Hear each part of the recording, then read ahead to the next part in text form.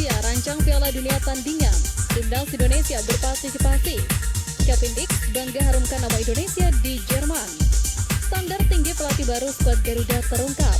Pelatih asal Malaysia kecam kontroversial wasit tanah air. Assalamualaikum warahmatullahi wabarakatuh. Salam olahraga. Jadi kabar yang akan saya sampaikan hari ini ya, yang bersumber dari Garuda Space, yang diantaranya Kevin Dix harumkan nama Indonesia di Jerman. Yang kedua, pelatih asal Malaysia kecam wasit yang kontroversi. Selanjutnya, standar tinggi untuk pelatih baru skuad Garuda. Yang terakhir, Rusia merancang Piala Dunia tandingan. Coba kita saksikan bersama ya. Kabar membanggakan datang dari bek timnas Indonesia, Kevin Dix, yang tak henti-hentinya membanggakan darah Indonesia di Eropa. Seperti yang diketahui, kepindahan Kevin Dix ke Borussia Mönchengladbach pada bursa transfer musim panas 2025 bukan sekedar transfer biasa. Hal ini adalah sebuah torehan sejarah yang menempatkannya sebagai pemain berdarah Indonesia pertama yang merumput di kasta tertinggi Liga Jerman Bundesliga. Diikat dengan kontrak jangka panjang hingga 2030, Kevin Dix sontak tidak bisa menutupi rasa bangganya. Baginya, bermain di salah satu liga top Eropa bukan hanya pencapaian pribadi, tetapi juga sebuah kehormatan untuk membawa nama Indonesia. Dalam wawancara yang diunggah di kanal YouTube resmi Borussia Mönchengladbach, Kevin Dix menegaskan jika status sebagai orang Indonesia pertama di Bundesliga punya makna besar, bukan hanya untuk karir tetapi juga untuk identitas dirinya. Pemain berdarah Maluku itu bahkan menyinggung soal warisan yang ingin dia tinggalkan sebagai pesepak bola keturunan Indonesia yang bisa menembus kompetisi Liga Jerman. Menurut dia, bermain di Bundesliga sambil membawa nama Indonesia adalah pencapaian yang sangat spesial. Kebanggaan itu pun ia buktikan dengan performa solid di atas lapangan. Sejak bergabung dari FC Copenhagen dengan status bebas transfer, Dix langsung menjadi bagian penting dari skuad De Volland. Sejauh ini, ia telah membukukan 10 penampilan dan sukses menyumbangkan 1 gol, membantu timnya bersaing di papan tengah klasmen. Perjuangan Kevin Dix untuk terus mengukir prestasi dan membanggakan Indonesia pun akan berlanjut akhir pekan ini. Drama kepemimpinan wasit kembali menghantui Super League alias kasta tertinggi Liga Tanah Air. Kali ini terjadi pada laga Persija Jakarta kontra Persik Kediri. Pertandingan yang berhasil dimenangkan tim Macan Kemayoran dengan comeback fantastis itu nyatanya menuai kecaman publik tanah air. Seperti yang dikutip dari unggahan akun Instagram Forum Wasit IDN, terlihat bagaimana problem konkret para wasit hingga saat ini terkait standar foul yang berubah-ubah serta tidak konsisten. Di laga Persija Jakarta melawan Persik Kediri, jelas menunjukkan wasit sangat tidak konsisten dengan setiap apa yang diputuskan. Mulai dari kartu merah yang diterima Persik Kediri namun tidak berlaku untuk Persija Jakarta, hingga perbedaan kualifikasi kartu kuning yang dikeluarkan. Pelatih Persik Kediri Om Kingsway bahkan tak dapat menyembunyikan kekecewaannya usai laga. Pelatih asal Malaysia itu mengecam dan menyoroti kinerja pengadil lapangan yang dinilai tidak kompeten dan merusak jalannya pertandingan. Saya percaya keputusan-keputusan yang dilakukan pegawai pertandingan amat mengecewakan. Bagi saya, ini situasi yang memalukan, di mana banyak insiden di sini. Perkara yang sama berlaku pada Kapten Persija, Rido, yang melakukan 2 tackle kesalahan tapi dilepaskan dari hukuman. Tetapi Telmo melakukan 2 kesalahan diberikan kartu merah.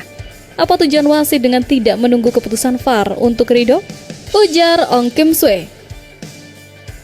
Keputusan kontroversial tersebut dinilai mengubah hasil akhir pertandingan dan mencederai prinsip fair play.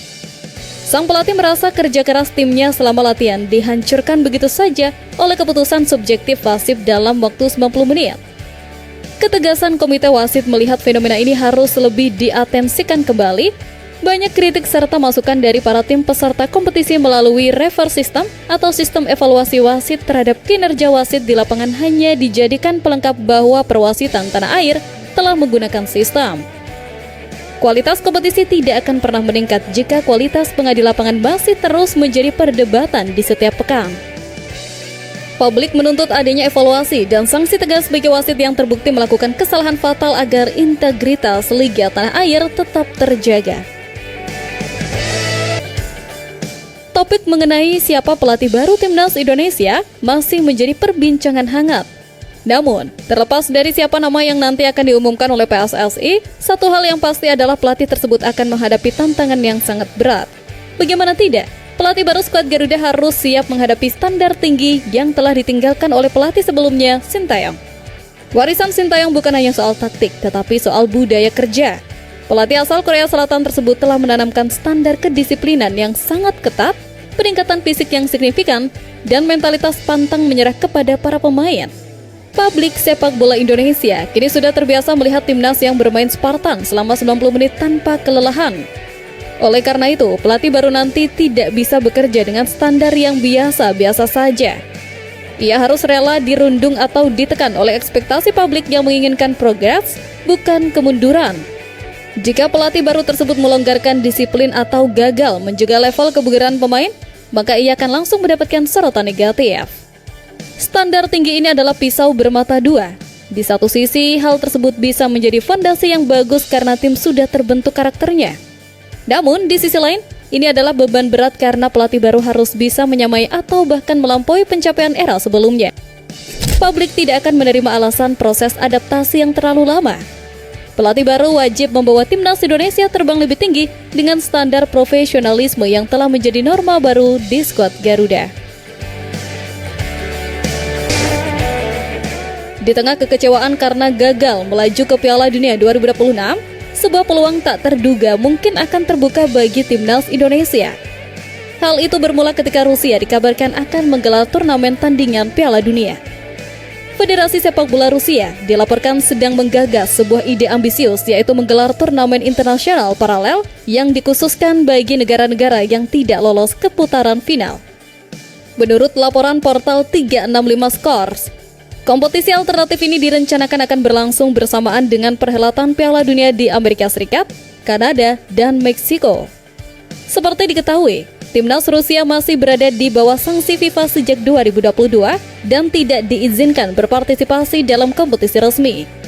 Dengan menggelar turnamen ini, Rusia berharap bisa menarik perhatian global terhadap situasi mereka dan mendorong pencabutan sanksi sehingga dapat kembali berpartisipasi dalam kualifikasi Piala Dunia 2030. Dalam konsep awal, Rusia berencana mengundang tim-tim kuat dari berbagai benua yang secara mengejutkan gagal lolos ke Piala Dunia 2026. Nama-nama seperti Serbia, Yunani, Chile, Peru, Venezuela, Nigeria, Kamerun, dan Cina disebut-sebut sebagai calon peserta potensial. Disinilah peluang bagi timnas Indonesia muncul. Setelah perjuangan heroik yang harus terhenti di putaran keempat kualifikasi Piala Dunia 2026 setelah kalah dari Arab Saudi dan Irak, status tidak lolos justru membuat Indonesia memenuhi syarat untuk ikut serta dalam turnamen alternatif ini. Jika turnamen tersebut benar-benar terwujud, ini bisa menjadi panggung yang sangat berharga bagi skuad Garuda. Bertanding melawan negara-negara kuat yang juga terluka bisa menjadi ajang untuk menguji kekuatan, menambah pengalaman internasional, dan menjaga ritme kompetisi di level tertinggi sembari menunggu siklus kualifikasi berikutnya dimulai. Bahkan, hal tersebut juga bisa menjadi pembuktian pelatih baru timnas Indonesia di laga debutnya. Oke, itu saja untuk video saya saat ini. Nantikan video saya selanjutnya. Sampai jumpa.